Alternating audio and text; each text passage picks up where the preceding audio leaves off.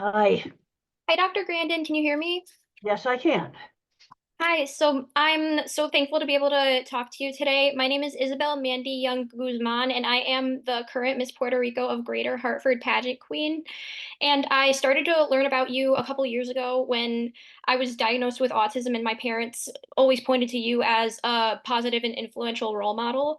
So they Okay. taught me that I could be able to aspire to do good things in the world, and you were one of the people who they pointed to. So I'm so thankful to be able to have you here on my platform and to be able to talk to you. Okay. So so I was inspired by some of the work that you did. So I know that you're a professor right now, and I share Yep, this that's feeling right. of responsibility to be able to teach and advocate for the issues that are important for me and for my niche right now, that is Puerto Rico. So why did you want to have a career in teaching? Did you feel this feeling of responsibility too? Well, sometimes students get involved in careers because you just get opportunities that happen. I get asked all the time how I ended up in the cattle industry. Well, I visited my aunt's ranch when I was 15. You see, you got to get exposed to something to get interested in it. It's just that simple.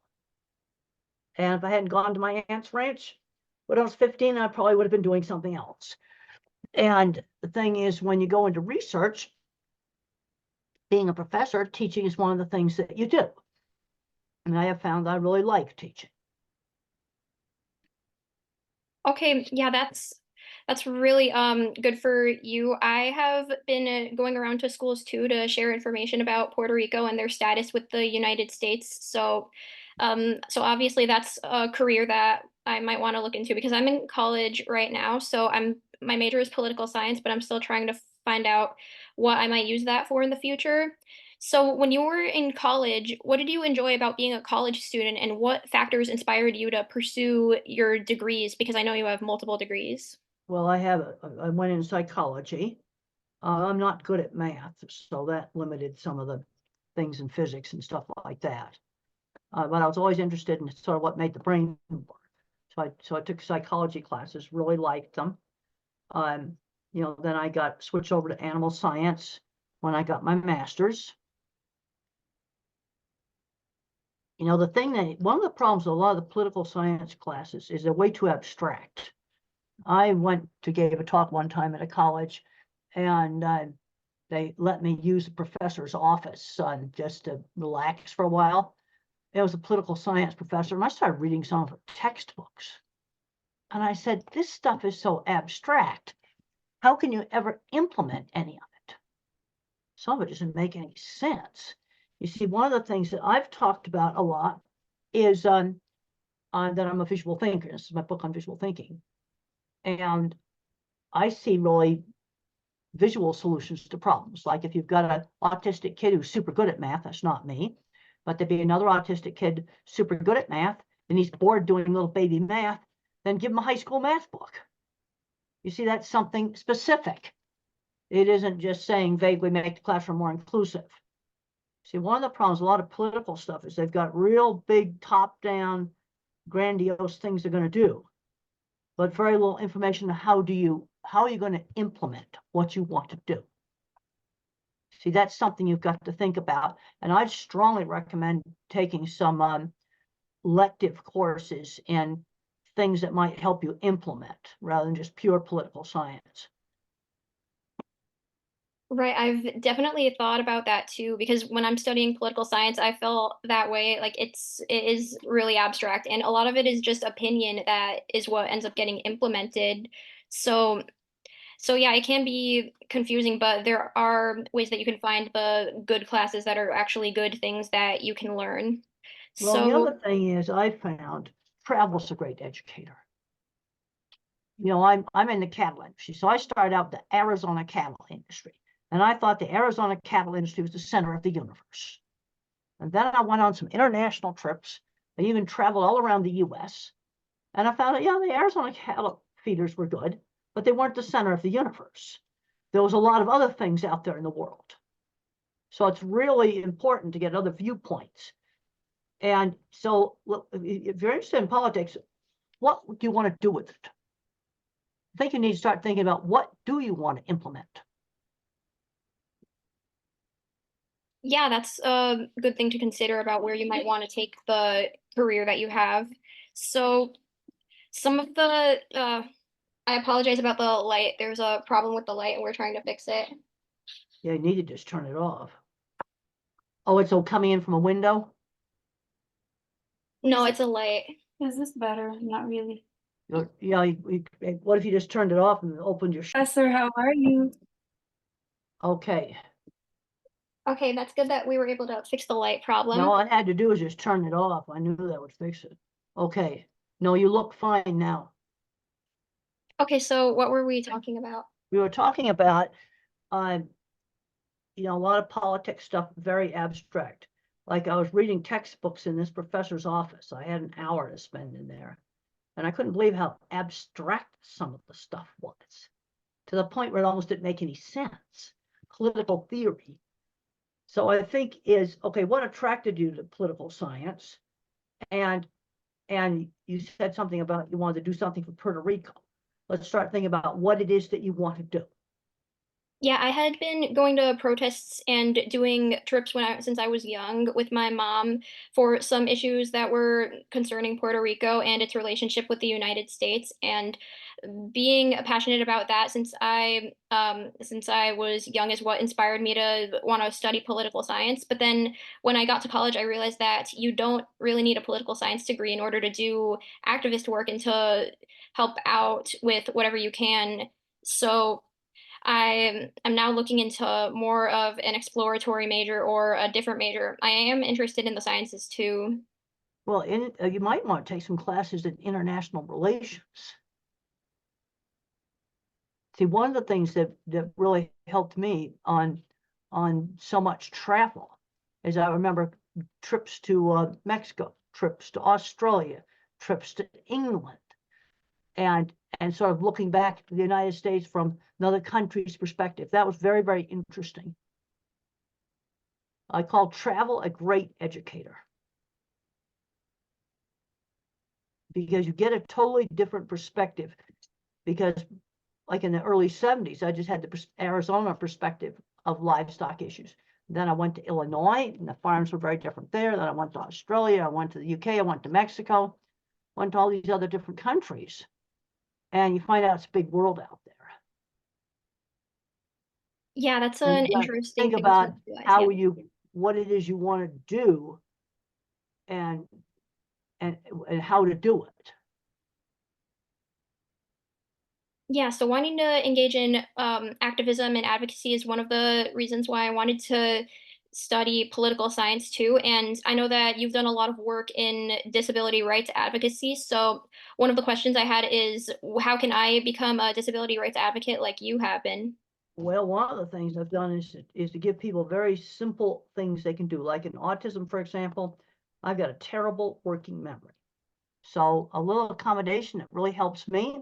If you want me to work in a store where I have to close out the cash register, let me just make a pilot's checklist with the bullet points of the steps for closing out the cash register and counting the money. If someone just tells that to me, I have a very difficult time remembering that. You see, that's something very specific. And another thing I tell people is we need the talents of people that are autistic.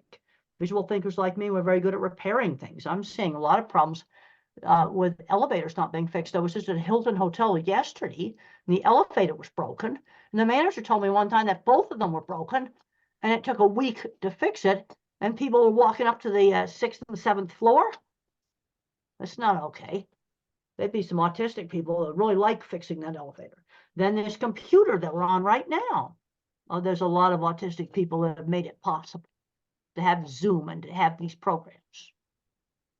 You see, we need the skills. And I discussed the fact that we need the skills in this book right here. Another advantage you have with a lot of times with disabled employees is they're often very loyal. They're not going to be job hopping from job to job. See, I'm going to give employers reasons why they should hire them. Okay, and I know that's one of the 11 books that or the more than 11 books that you've either written yourself or co-written.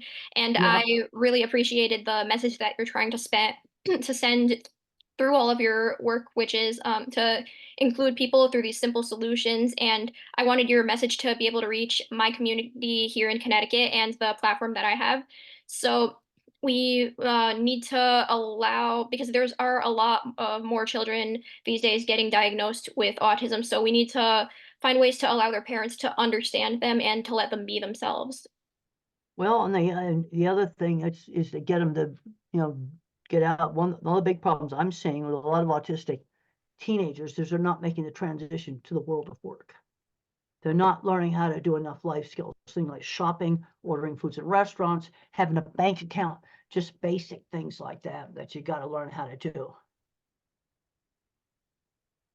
Right, that's correct. Yeah. And I am in that transitional part of my life right now where I graduated from high school almost a year ago now, and I'm in my first year of college, trying to do those things like learn how to be independent, to get a bank account.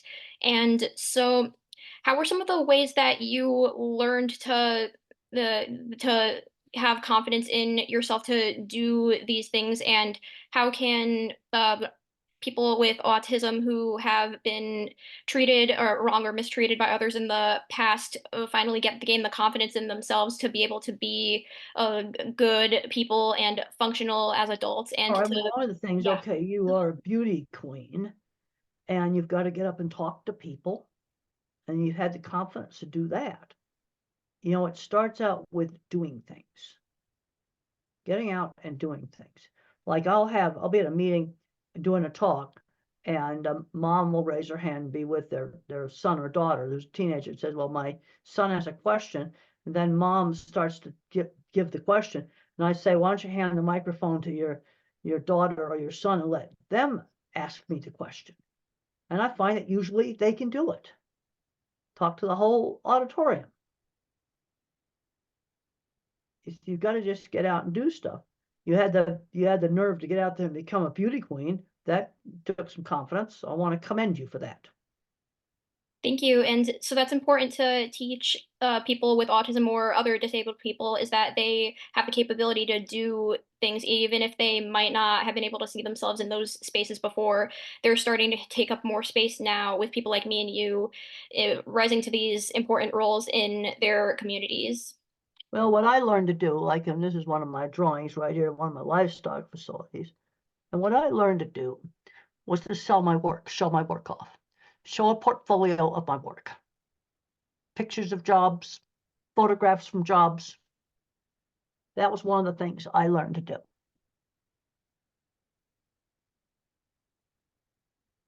Okay, so that was part of you being able to show people what you were capable of. Yep, So, that's right. yeah. Okay. Did you have any questions about me or what my story was? Because that was all the questions I had for you. Well, how did you end up being a beauty queen? I mean, I want to commend you for doing that, but what got you started in doing that, man? Why don't you tell me? Right. So I had been involved in performing arts for my whole life. I started in theater and then I did dance. And then I heard about this pageant that was going on in Hartford. So I signed up because I was interested in learning more about my Puerto Rican culture and Okay, connecting to that's the other good. people in the community who share it. So we didn't even expect that it would end up being taken this far, but I'm so grateful for everything that I've been able to experience in the past year. Well, that's good. You see, but you signed up and you did it. Yes. You see, you don't know if you can do something until you do it. There's a scene in the HBO movie Temple Grandin where I go up to the editor and I get his card. That scene is real because I knew that if I wrote for that magazine, that would really help my career. Right. I just actually watched your movie and I was reading a little bit of your book that was called The Way I See It. So Okay, yeah, all right, I good. thought that what you were saying in that book was really important and it was things that need to be considered. So I do recommend people to read some of your work too. Well, thank you very, very much. I appreciate that. I appreciate that. Okay. If those were all the questions that you had and that I had, then that was it was a great honor to be able to talk to you and to have this interview. Well, one of the things, okay, like you want to do things, help your country. The first thing is you have to define what it is you're going to do. Like when I started, I wanted to improve cattle handling. That's not the whole entire world. It's cattle handling. Something you can put your head around and actually do it. So I worked on improving facilities and I worked on training people. You see, that's something where I had something relatively targeted I worked on. And that's one of the things that made it effective. I wasn't just going, oh, every way they treat cattle's terrible. I wasn't saying that. I picked out something specific I could work on. You see, and that's what you need to do with some of the stuff you want to do. What is it that you want to improve? Right, that's a good approach to have when you're trying to get something done. If that was a question you were asking me, then some of I'm the asking you what it is, define. You see, one thing I couldn't stand about the political science books in this professor's office is, to me, it was just all vague gobbledygook. right, yeah. I mean, there was one book in there on anarchy, and I see, like chaos in the city. And I don't know, this book had all this theory stuff that just seemed so far away from chaos in a city that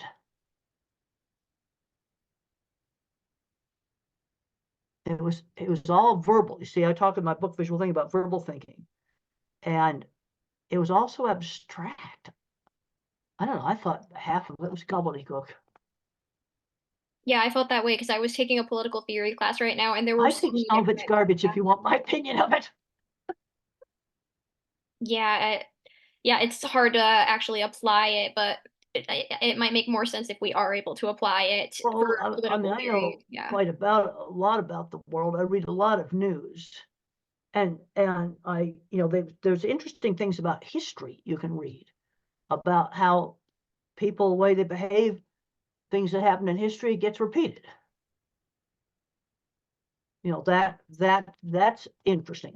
That's not theory, but I think you have to think about what it is you really want to do. Is it environmental stuff you're interested in? What is it? Yeah, if that's a question you were asking me, some of I'm the asking you, yeah. yeah, trying Yeah, to get I you have thinking. wanted to support Puerto Rico or the diaspora communities in any way that I could. So that were some of the initiatives that I was having during my reign. I have been going around to schools, and when I was there, one of the messages that I had was of inclusivity. So that expands beyond just the Puerto Rican community and also to any kid who might have felt different. And I've also spoken to some of the senators from Puerto Rico who told me about the climate crisis that has been happening where there were millions of dollars lost due to flooding and what the government had been doing to protect the companies who were depositing the toxic ashes had to be paid for by the most vulnerable people in that society who were the people who were in poverty who were actually seeing the effects of what had been going on. So I've been wanting to raise awareness about these things. So that's the step that I've been taking right now. But I see that the next step that you're promoting that I take is to find actual actions that can happen. Oh, let's look at, okay, you see, I tend to be a technical person. So I'm looking at things that went on with the power grid, for example. That light that was making glare, you wouldn't have that if you didn't have electricity. And some of the stuff they did with the power grid wasn't very wise. You see, that's the sort of things I tend to look at.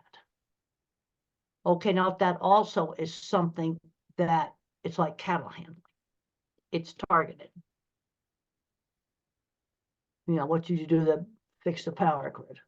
Now some of it's technical and some of it is political. Okay, yeah. But you So often are going to be a much more effective activist if you have something specific. Okay, autism advocacy, that's something specific. But one of the things that I do is I explain why we need these people that are autistic. When I worked in construction, I'm going to guess that about 20% of the people that I worked with were either autistic, dyslexic, or ADHD. And they were inventing equipment. I've been out to the tech companies, the big tech companies, so the computer programmers, a lot of those are autistic. You want to have computer stuff that works, you want elevators that work, you're going to need people with autism. They'll keep the stuff working. Right, yeah, it's important to see the unique things that certain people might be able to bring to the table, and that is why they should be taken seriously and accommodated for by the general society. But the other thing you got to do, because it was interesting looking at an issue like animal welfare. I've worked with a lot of big corporations, and animal welfare used to be just an abstract concept. Give it to public relations, give it to the lawyers, make it go away. And then I had a chance to take high up executives on their first trips out to farms and slaughterhouses. And when they saw a half dead, emaciated, skinny, horrible dairy cow go into their product, it was just like that show Undercover Boss. They were going, no, there's stuff here we need to fix. And it's stuff that's really bad. And it should be fixed.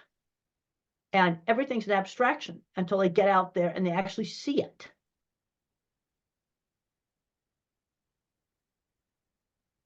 I mean, let's look at some of the things that some impoverished people have problems with clean water, and they're getting typhoid and all kinds of bad things.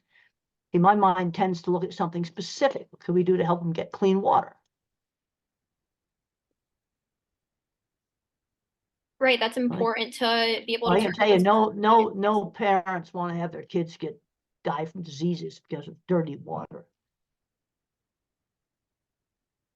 Right, so the best way to create these changes is to explain very specifically, directly why this needs to happen. Yeah, you're saying the thing is, but I'd recommend that you get out in the field a whole lot and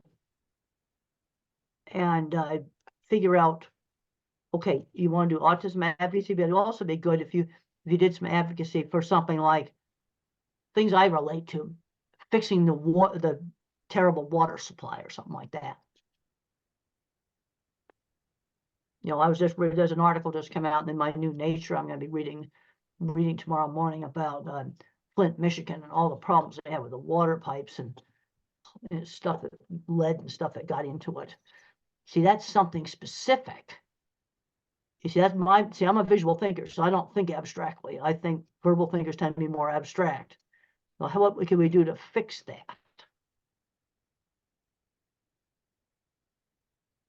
Okay, and I assume that's why you have been so successful in the work that you've done because you can find these ways that you can get people to pay attention by having a specific issue and what we can do about it. We'll also try to solve something on the specific issue. Right, and finding a specific solution to that specific Yeah, issue. something specific you can actually do to solve it. You know, so get out there and one of the big problems for a lot of kids that are different is getting bullied and teased at school. That was a horrible thing for me. I was called all kinds of names when I was in high school. It was just terrible. Yeah, I have a question because I had a similar experience to that. So, how do we explain this type of advocacy at a child's level to get them to understand their peers, if possible, or to treat them like better than they have? Well, one of the things is I find works for a lot of autistic people is friends who shared interests. Okay, you probably have friends at the beauty pageant. Yes. Uh, I had friends riding horses. And then when I was in college, I still got bullied some. And I went in a school-wide variety show and I sang a silly song and I made scenery for it. That helped me to get friends. That's friends through shared interests. Okay. Do you feel like having shared interests affected the bullies for you at all? Like, were less Well, people bullying you the the thing more they is, were the understanding? bullies didn't do the shared interests. But having activities that you do where you have friends who shared interests, I really strongly recommend this individuals on the autism spectrum because that's where the friends are going to be. And when I was in college, getting involved in this school variety show was really for my social life really a good thing.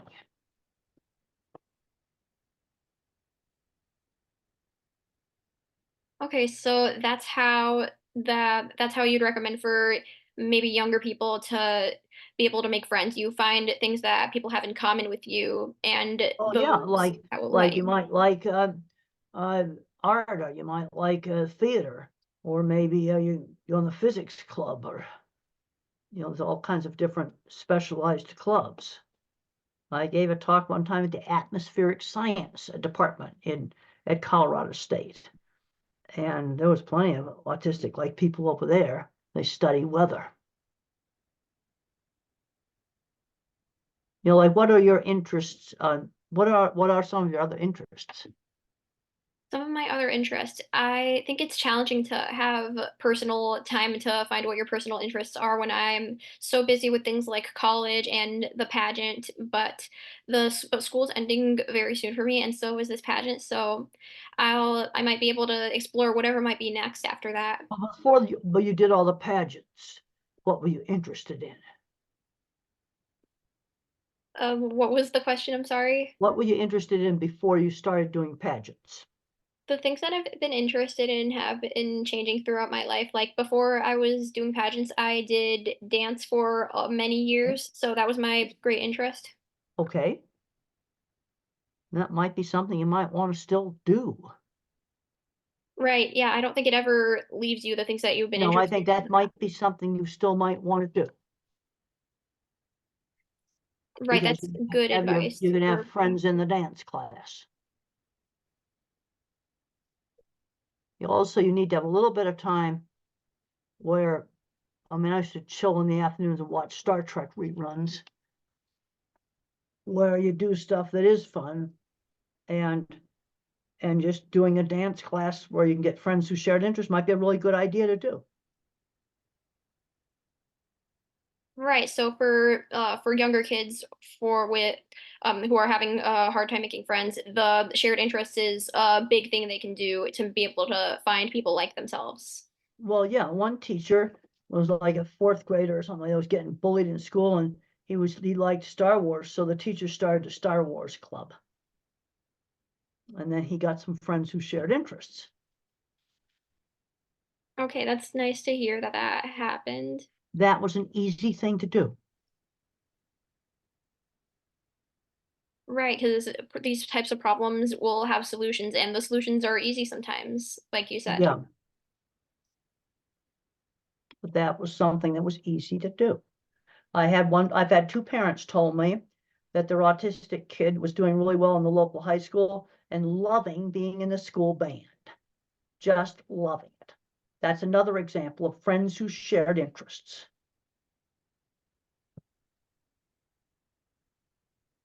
Okay, so that's definitely good advice for them. Yeah, I mean, see, my mind thinks in specific examples.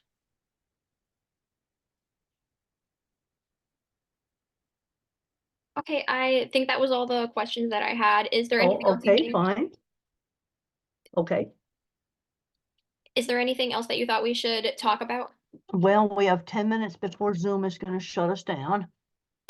And I would just, you might want to read my visual thinking book. I think you might like that. Right, I'll look into that. Yeah. It's also available in audiobook if you'd prefer that.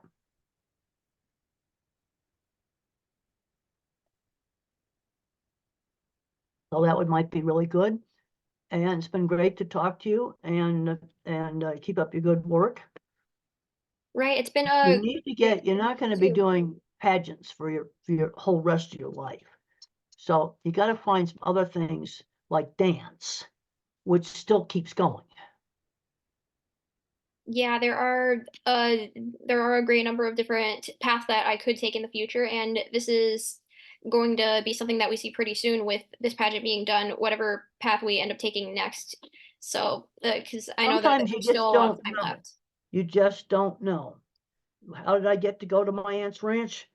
Because my mother got remarried and that brought the ranch into the family.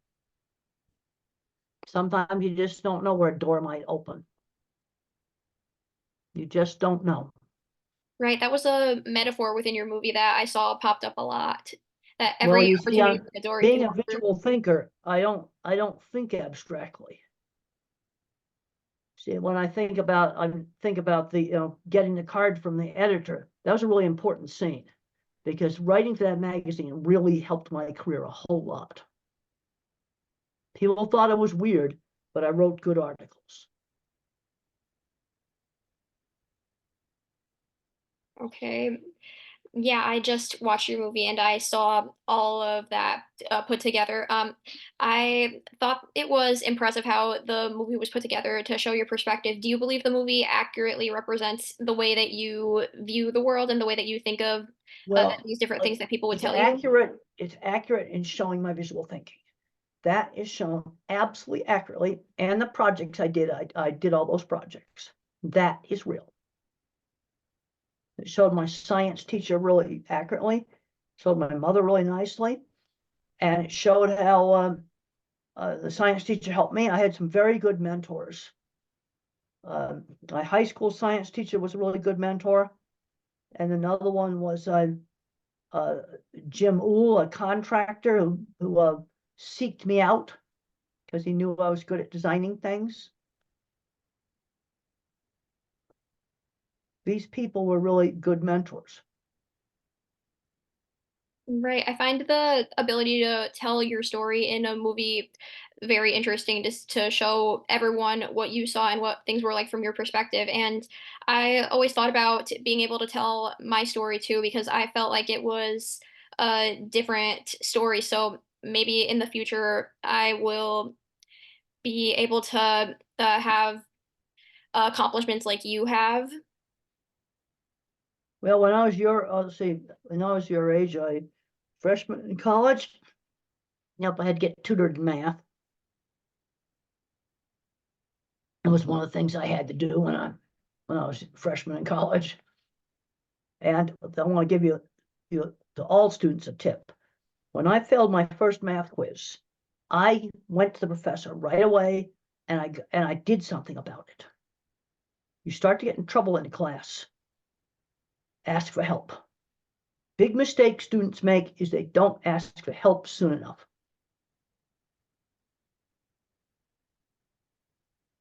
Right, and especially with, well, something that I was told when I was younger is that the questions that I were asking when I was asking for further clarification on things, they would say that that's a silly question and I need to learn how to trust what I think. So have had to learn as a college student that you need to advocate for yourself with your professors whenever there is something that you need more clarification or more help on.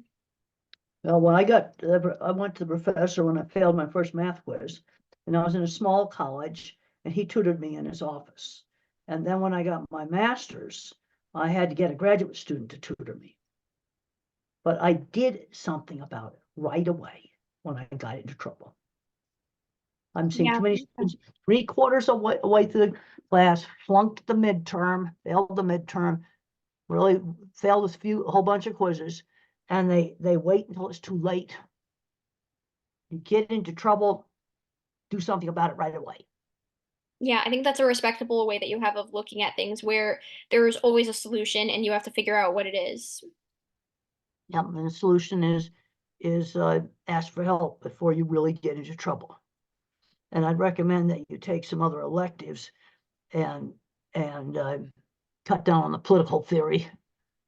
Right, I'm actually switching to a more flexible college where you can study whatever topics you want and it's more self-directed. So I won't be having such a rigid political science degree anymore where you have to take 18 classes in political science.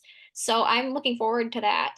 Yeah, and well, I would take some different things.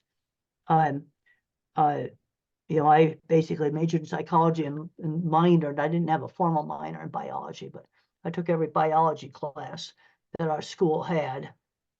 And those were classes I really liked. But take some classes in some other things. Okay, like environmental management class you might want to take, a more scientific one. Right, I don't understand how people just choose one major because I feel like there are so many things in the world that I want to learn about. I want to learn about all the things in the world. So that's why Well, you people can't majors learn are. everybody. I remember one time I had a dream that I went in this giant library and they try to read every book in the library overnight. Well, you can't. But and you don't want to get so broad, that you have, like, say, too so spread out, you've just studied a little taste of everything. You need to study a few things in depth. But I wouldn't study political science theory as 3/4 of what I studied. You got to think about the things you think you might care about working on, And there's a lot of issues with environment stuff, flooding and all of that. So maybe they might have, like we have classes here on water, what's called hydrology, the science of flooding, basically. You might find some classes like that really interesting. Well, you at a big school or community college? I go to a big school right now, but I'm going to be transferring possibly to a smaller school. Well, I think that for a lot of people, go to the small school for the first 2 years. And I didn't realize what a good education I got at a small school until I went to Arizona State and I went to sign up for my classes, and I watched 500 freshmen line up for freshman English. And I went, I am so happy I was not involved in that. And then a bigger school is fine, you know, for the junior and senior year. The classes are reasonable in size. But those great big math classes, those great big English classes, I am so glad I did not have to be in those. Right. I've heard that some people have a class with like 300 kids in it, and that would be too overwhelming for me. But I see on the timer we only have a few minutes left. Well, So, okay, and that's something that I think for a lot of students, a smaller school for the first 2 years is a really good idea. yeah, I want to say that I see we only have a few minutes left on the timer, so I wanted to say thank you for allowing me to interview you. It's been great to hear your advice. I think you have good advice for how to proceed forward as a college student and in whatever might happen next. So, thank you for being here and taking the time to talk to me. It was great to talk to you, and I guess I'll sign off before the timer runs out. Okay, thank you so much. Bye, All Dr. right, Grandin. good to talk to you. I'm going to leave the meeting. Okay, bye. Bye-bye.